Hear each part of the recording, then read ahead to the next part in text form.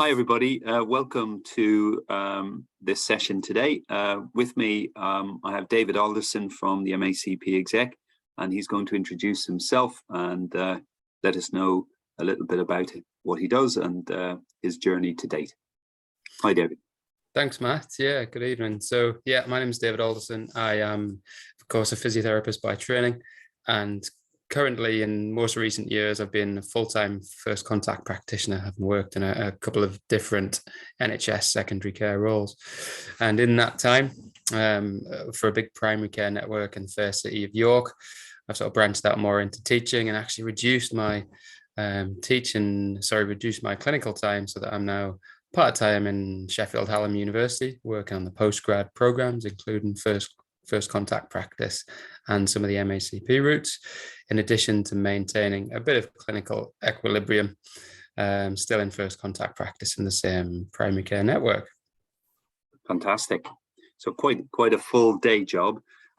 In relation to your route into becoming a MACP member, can you share with us, maybe some early influences or how you thought about becoming a member?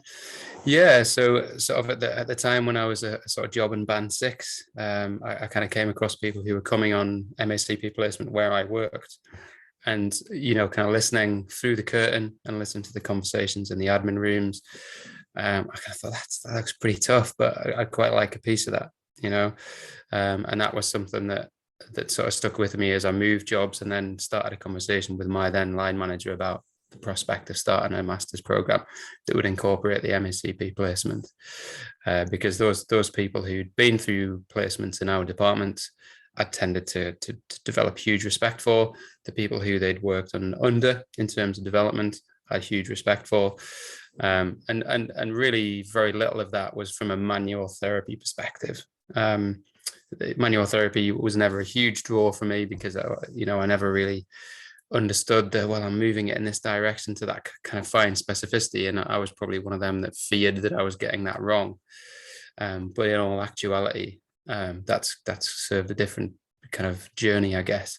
And so the fact that they were spending a lot of time reflecting, diving deep into the practice in terms of why they were asking certain questions, what the evidence said about that test, and that collection of all that to make you better at your job, that was something that was really attractive, and sort of took me on that route to then do the MACP placement and become a member. Yeah, other people have mentioned an aspiration and inspiration from colleagues from behind the curtain. It sounds too like you were ready for the challenging conversations around your reasoning. Was that part of it, getting your mindset right? Very, very much so. Very much so. Yeah, that I felt like I guess you get to a point where you want to kind of deconstruct that, and while the MACP placement was difficult, and I would liken it to, and for kind of Batman fans out there, it's like when Bane lays concrete in the stadium of the Gotham City Stadium, and they're playing American football, and they kick off, and the guy catches it, runs the full length of the pitch, and turns around to celebrate, and the whole pitch is gone. That kind of felt like lots of my days on MACP placement, that the real foundations of how I was assessing and treating and meeting and managing people was being undermined, but that was done in a really sensitive and educational way. And so that was hugely powerful that I was able to challenge that, but without fear of collapse. Yeah. So that support clearly quite important when there's some critical commentary on your practice. So moving then as a member to joining the exec and the committee. So can you explain a bit about your role and your vision in that role? Yeah, of course. And so initially I'd kind of reached out to the MACP to become involved, just to kind of try and build a bigger understanding of the profession as a whole and what being involved in a large membership body would entail.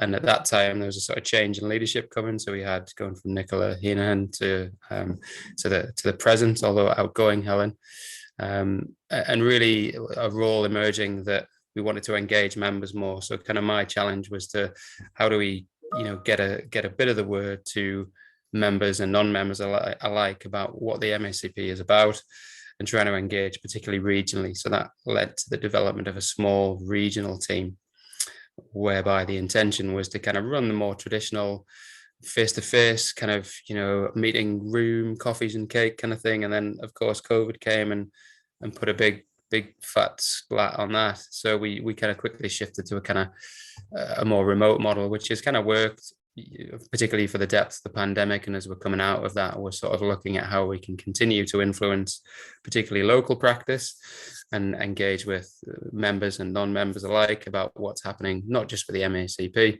but also improving patient care in that locality. So for example, we've had a couple of events that have been very specific around a kind of neurosurgical route and having an influence in Wales and trying to make that better.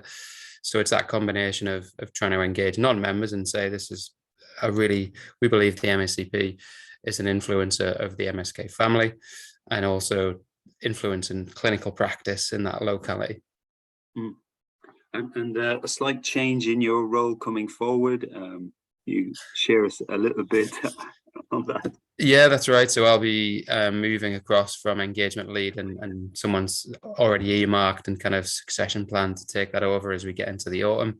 And then I'll be moving into the role of treasurer imminently, which is exciting. Brilliant. Thanks very much for the background and your journey to becoming a member. Hopefully we'll get to share this with people who are interested in becoming members. So thank you. Thanks for that, Matt.